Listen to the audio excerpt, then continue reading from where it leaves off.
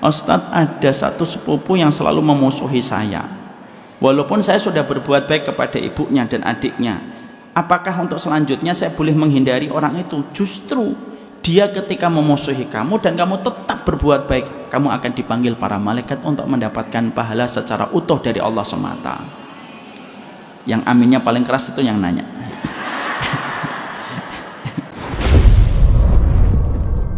Ustadz, bagaimana jika kita tidak ingin berhubungan dekat lagi tapi kita tidak menyakiti? Jika mereka datang ke kita, kita tetap berbuat baik, kita terima baik saat mereka berkunjung ke rumah. Boleh.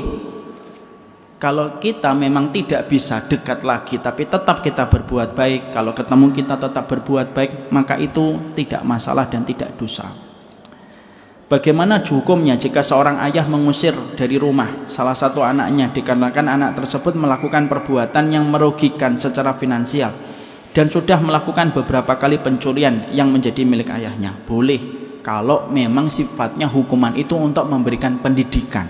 Selama sang bapak tahu pengusiran itu memberi manfaat untuk sang anak supaya dia belajar. Tapi kalau sang bapak hanya sekedar mengusir tanpa dia mempelajari bahwasanya pengusiran itu memang betul-betul bisa memberikan efek, jangan. Daripada ketika diusir lalu dia bergabung dengan kelompok kriminal lalu akhirnya menyebabkan kerusakan yang lebih besar. Lah gimana yang benar? Sang bapak harus mempelajari dulu. Ini kalau saya usir ngefek enggak?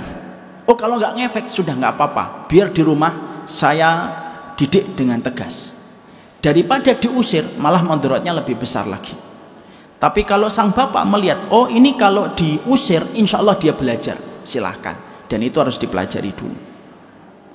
Ustadz, seandainya saya ingin menjenguk kakak saya yang sedang sakit dengan membawa makanan sendiri dari rumah dan membereskan kembali rumah kakak saya, padahal sepengetahuan saya sebaiknya tuan rumah yang harus menjamu, apakah menjadikan pahala?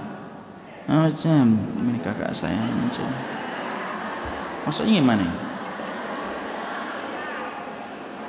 Oh, dia bertamu tapi dia bereskan, terus akhirnya Sohibul Bait tidak dapat pahala gitu. Ya enggak apa-apa, Bu, itu namanya rebutan amal.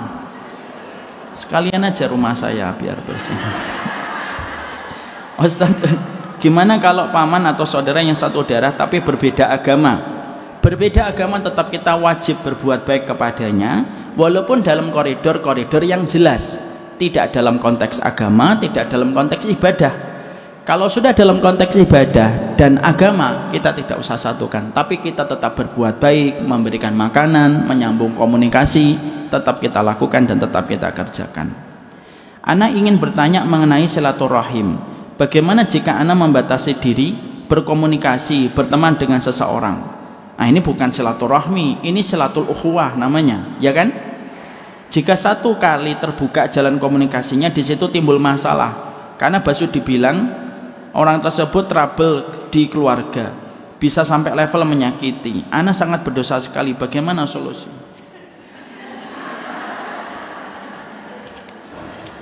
Ya.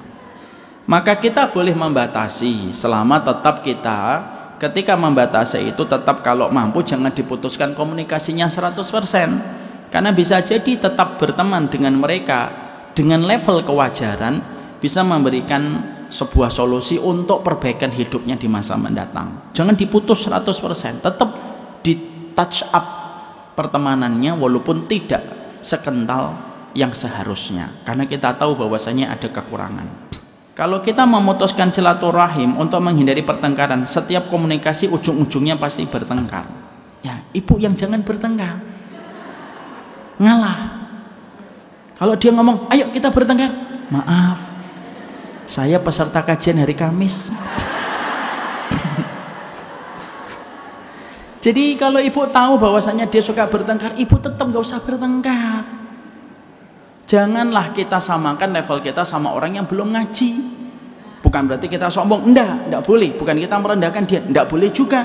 Tapi ilmu itu harusnya mengontrol kita supaya kita tahu bahwasanya ketika kita ngaji itu ada pride yang kita harus jaga ketika kita sudah paham ilmunya, ya kan? Contoh nih, saya itu kan kadang-kadang dikasih tahu sama tim, Ustadz ini ada yang mencela antum di kolom komen. Saya ngomong, Ya nggak usah saya jawab. Kenapa? Karena tidak semua omongan orang harus saya jawab. As simple as that. Jadi saya tidak perlu tahu siapa dia. Nggak ngerti. Orang berbeda pendapat itu wajar. Kadang-kadang yang kadang-kadang nggak sabar itu malah admin saya. Ya sudah dia yang jawab, Bu. Ya sudah silakan. Tapi kalau saya tidak pernah tertarik untuk diajak bertengkar. Jadi kalau ibu pernah meninggalkan kolom komen di tempat saya, maaf, saya tidak pernah baca. Hidup saya tenang sekali. Ustadz, ada satu sepupu yang selalu memusuhi saya. Walaupun saya sudah berbuat baik kepada ibunya dan adiknya, apakah untuk selanjutnya saya boleh menghindari orang itu? Justru dia ketika memusuhi kamu dan kamu tetap berbuat baik, kamu akan dipanggil para malaikat untuk mendapatkan pahala secara utuh dari Allah semata. Yang aminnya paling keras itu yang nanya. Bagaimana jika ada saudara ipar yang tidak mau diajak silaturahim? Apa yang harus kita lakukan? Kalau saudara ipar tidak mau diajak silaturahim, ini dalam batas apa? Contoh, kalau dia tidak mau diajak naik mobil bareng berdua, memang betul, karena ipar itu maut. Kalau konteksnya tidak mau diajak silaturahmi itu apa? Saya belum tahu ini. Dia kalau saya telepon jam 10 malam tidak mau ngangkat, ya iyalah, bukan mahram. Saya ajak makan berdua tidak mau, Ustaz. Dia kan ada ipar saya tetap, Bu. Kalau nggak mahram tidak boleh. Dan saudara ipar itu sebenarnya bukan dalam timbangan rahim, Bu. Dia silatul ukhuwah, karena dia bukan mahram untuk ibu. Ibu punya kakak ipar. Misalnya untuk bilai min dalik, suami ibu meninggal dunia, terus dia istrinya meninggal dunia, nikahi ibu boleh atau tidak? Itu namanya maut. Kenapa? Karena banyak orang tidak menyangka bahwasanya saudara ipar itu adalah boleh dinikahi. Akhirnya banyak yang terjebak menganggap itu saudara padahal mereka itu bukan saudara. Paham di situ? Maaf, bagaimana kalau kakak laki-laki minta uang ke adik perempuan dan dikasih, tapi minggu berikutnya minta lagi? Saya dikasih, kakak marah. Saya tidak dikasih, kakak marah dan minta diblok nomor teleponnya. Tidak setiap orang yang marah harus kita sikapi marah. Sampaikan aja, saya itu kan perempuan, Bang, mosok saya minjemin kamu terus-terusan, kalau saya ada saya pinjemin. Setelah itu blok nomor saya. Ngomong, ya sudah abang aja yang ngeblok. Mau ngeblok kok minta orang lain ngeblok. Apakah pahala memaafkan yang langsung Allah berikan kepada hambanya, yang Ustaz katakan tadi, ditujukan orang yang menyambung tali silaturahim atau untuk silatul ukhuwah juga? Silaturahim dan silatul ukhuwah. Bagaimana dengan saudara atau kerabat kita yang murtad? Kita harus menjaga, tetap menjaga selama dalam koridor, bukan dalam batasan ibadah dan agama. Ustadz, ketika tali silaturahim tetap dijaga agar tidak putus dengan berusaha mengunjunginya, tanya lewat telepon, tapi sudah gak harmonis karena dulu ada masalah. Apakah saya bersalah seandainya saya sikapnya biasa-biasa aja atau seperlunya agar tidak saling menyinggung? Ya enggak apa-apa, Ibu. Berarti mungkin levelnya Ibu baru sampai situ. Enggak usah memaksa pada sesuatu yang kita belum mampu. Allah menghargai proses apa yang kita lakukan. Katanya laki-laki baik untuk wanita baik. Kenapa Asyah menikah dengan Fir'aun? Ini panjang jawabannya, Bu.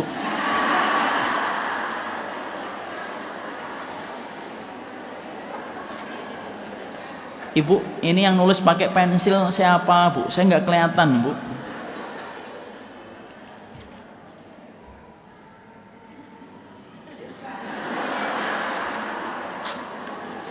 Kalau misalkan kita menyambung tali silaturahim ke keluarga ayah, tapi dengan menyebabkan putusnya tali silaturahim yang sudah kita raih di keluarga ibu, karena keluarga ibu nggak suka dengan keluarga ayah, cara kita menyikapinya apa?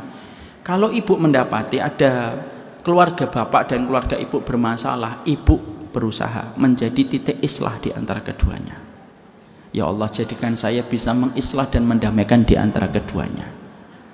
Cara untuk mendamaikan keduanya itu bagaimana? Boleh berbohong, Bu. Contoh, kita datang kepada keluarga bapak, keluarga ibu kemarin titip salam, padahal nggak titip salam. Karena Rasulullah mengatakan bohong itu boleh dalam 3 hal. 1, suami istri. 2, ketika perang. Yang ketiga, mendamaikan 2 orang yang sedang bertikai. Paham di sini? Ustadz, saya memutus silaturahim dengan sepupu saya karena ia terjerat utang online dan memaafkan saudara untuk memenuhi kebutuhan hariannya, padahal ia masih mempunyai suami. Salah dan berdosakah saya? Yang benar itu tidak memutuskan, tapi mengarahkan, Bu, dan mendisiplinkan dia dengan pelajaran-pelajaran. Ya, terkadang tidak setiap orang yang berhutang langsung kita bantu, sampai betul-betul dia menyadari kesalahannya dan tidak terjebak kepada kesalahan yang sama. Ustadz, jika kita menyambung silaturahim disambut baik oleh saudara, tapi ternyata malah berbuah berita-berita di luar dengan hal yang negatif dan tidak diinginkan, ikhlas. Kita menyambung tali silaturahim itu semata-mata karena Allah. Menyikapi suami yang berpartner kerja dengan akhwat yang belum menikah. Apakah harus menjalin ukhuwah dengan partner kerja suami? Ya, kalau ibu kenal lebih baik dan saling bisa menjaga. Menyadarkan saudara kandung yang lebih senang bergaul dengan teman sefrekuensi daripada berkomunikasi dengan adik-adiknya. Pernah ditegur tapi tidak ada jawaban. Sampaikan nasihatnya. Kita tidak pernah tahu nasihat keberapa. Nasihat itu akan sampai kepadanya. Tentunya dengan cara yang baik. Dan maaf ya ibu, menasihati anak, menasihati suami, menasihati siapapun itu jangan terus-terusan, karena manusia itu cenderung bosan. Contoh, ibu kajian 1 jam tadi semangat atau tidak semangat? Semangat. Sudah mau 2 jam, sudah mulai lemes atau tidak? Sudah mulai lemes, sudah mulai ada yang pulang. Karena apa? Karena karakter manusia itu cepat bosan. Makanya khutbah Jumat itu yang paling baik yang pendek atau yang panjang? Pendek. Coba kalau ada khutbah Jumat sampai 1:30 tidak selesai, jamanya ngeliatin. Makanya khutbah itu, makanya mengingatkan jangan terlalu sering. Mohon penjelasannya, mengapa menyambung silaturahim dapat termasuk amal jariah orang tua yang sudah meninggal? Karena dia merupakan amalan besar, sehingga ketika dia termasuk pada amalan besar, sampai orang tua kita pun mendapatkan pahalanya. Saya mau bertanya, saya punya kakak laki-laki tapi istrinya membuat kakak saya ini jauh dari saudaranya dan jauh dari orang tuanya. Kami saudari-saudari sudah berusaha mengalah untuk kebaikan dan kakak kami laki-laki satu-satunya. Bagaimana Ustadz yang harus kami lakukan? Kan sudah tadi, kami sudah berusaha mengalah. Ya sudah, itu jawabannya. Subhanakallahumma wa bihamdika asyhadu an la ilaha illa anta astaghfiruka wa atubu ilaik. Assalamualaikum warahmatullahi wabarakatuh.